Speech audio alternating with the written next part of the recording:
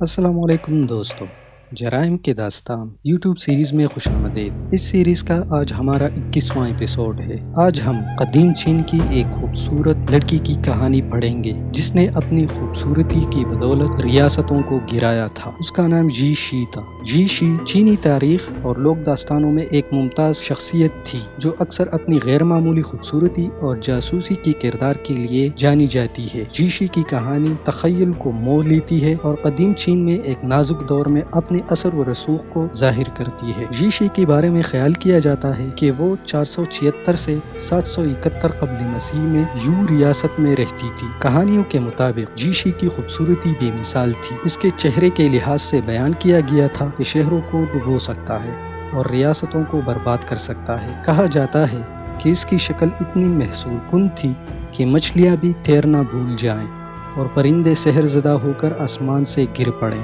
اس دور میں یو اور وو کی ریاستیں اقتدار کی کشمکش میں بندھی ہوئی تھیں۔ فائدہ حاصل کرنے کی کوشش میں یو کے بادشاہ گوجیان نے وو کی ریاست میں دراندازی اور کمزور کرنے کے لیے جاسوس بھیجنے کی کوشش کی۔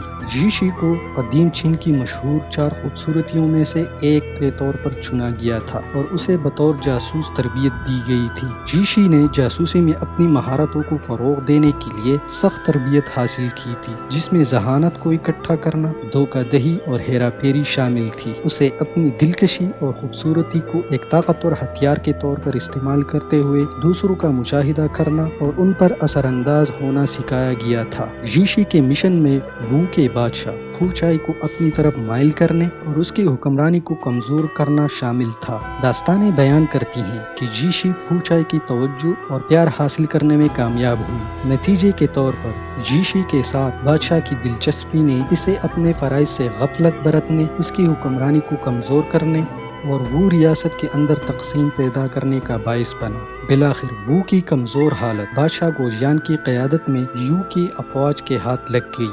کہا جاتا ہے کہ جی شی کا بطور جاسوس کردار اور اس کی دلکش خوبصورتی نے وو پر یو کی فتح میں اہم کردار ادا کیا۔ وو کی زوال میں اس کے اہم کردار کے باوجود جی شی کے ارد گرد کے افسانے بنیادی طور پر اس کی خوبصورتی اور جاسوسی پر توجہ مرکوز کرتے ہیں، نہ کہ ان واقعات سے آگے اس کی زندگی پر۔ جی شی کی کہانیاں نسل در نسل منتقل ہوتی رہی ہیں اور اس کا نام چینی ثقافت میں بے مثال خوبصورتی اور رغبت کی طاقت کا مترادف ہے۔ یہ بات قابل غور ہے کہ جہاں جی شی کی کہانی نے صدیوں سے تخیلات کو اپنے سحر میں جکڑ رکھا ہے، تاریخی بیانات کی درستگی اور اس وقت کے واقعات میں ان کی شمولیت کی حد تک مورخین کے درمیان بحث کا موضوع ہے۔ جی شی کے ارد گرد کی کہانیاں اور افسانے بنیادی طور پر چوری میں اس کے ملوث ہونے کے بجائے اس کی خوبصورتی اور ایک جاسوس کی کردار پر مرکوز ہیں۔ کوئی خاص واقعہ یا تاریخی ریکارڈ موجود نہیں ہے جس میں بتایا گیا ہو کہ جی شی چوری میں ملوث ہے یا اس نے کیا چوری کیا ہوا تھا۔ جہاں تک ریاست گرانے کے بعد اس کی کہانی ہے، افسانے مختلف داستانیں پیش کرتے ہیں۔ ایک ورژن کے مطابق وو کی زوال کے بعد یو کی بادشاہ گوجیان، جس نے جی شی کو جاسوس کے طور پر ملازم رکھا تھا، اس سے متاثر ہوا اور اس سے شادی کی۔ تاہم اس ورژن کو ایک تاریخی حقیقت کے بجائے ایک رومانوی کہانی سمجھا جاتا ہے۔ ایک اور ورژن سے پتہ چلتا ہے کہ وو کے زوال کے بعد جی شی عوامی زندگی سے سبکدوش ہو گئی اور ایک پرامن زندگی گزار رہی تھی۔ کچھ کہانیوں میں دعویٰ کیا گیا ہے کہ وہ اپنے آبائی وطن یو واپس آئی اور اپنے بقیہ دن گمنامی میں گزارے۔ یہ نوٹ کرنا ضروری ہے کہ جی شی کی زندگی اور ریاست گرانے کے بعد کی تفصیلات غیر یقینی ہیں اور تاریخی واقعات اور لوک داستانوں میں مختلف تشریحات سے مشروط ہیں۔ دوستو، اگر آپ لوگوں کو یہ ویڈیو پسند آئی تو ضرور لائک کیجئے اور اس کے ساتھ ہمارے چینل کو بھی ضرور سبسکرائب کیجئے۔ بہت شکریہ۔ اللہ حافظ۔